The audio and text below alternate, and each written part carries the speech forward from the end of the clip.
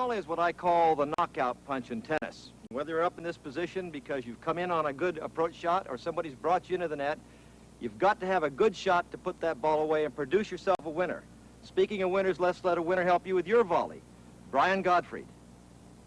The volley can be one of the easiest strokes to master if you can overcome one thing, fear of getting hit by the tennis ball.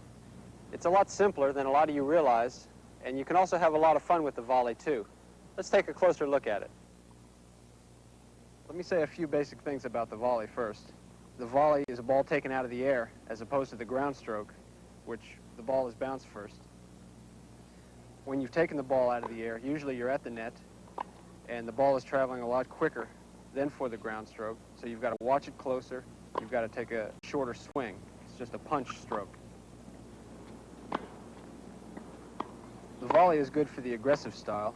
You're hitting it a lot harder normally, and you can get a lot better angle and usually end the point with the volley. Let's talk about the grip a little bit. I would suggest that since you have so little time here at the net when you're hitting the volley, you've got to keep a grip somewhere in between your Eastern forehand grip and your normal backhand grip. You've got to keep a grip where you can hit the forehand and the backhand volley with the same grip. Next, the ready position. I think on the volley, it's especially important to have a good ready position on your toes because, again, there's so little time that you have to be ready to move right or left very quickly.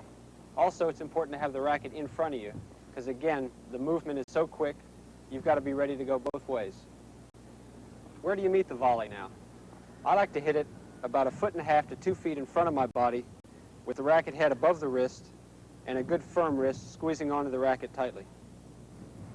Since the ball is coming at you so quickly for the volley, one of the most important things to remember is to keep the stroke short on the volley. It should be about 2 to 3 feet long, but the stroke should all take place in front of you. The racket should never get behind the body. And in order for you to get a little bit of power on that stroke, you should always try to be stepping forward. Have your body going forward as much as possible on the stroke. Here's a few volleys that you're going to face up here. We can start with the high volley, which is probably the easiest of any of them. I say it's the easiest because you don't have to contend with the net. A lot of times you'll get a high volley. The tendency is to hit straight down. The only thing you do have to remember, though, is to hit through the ball.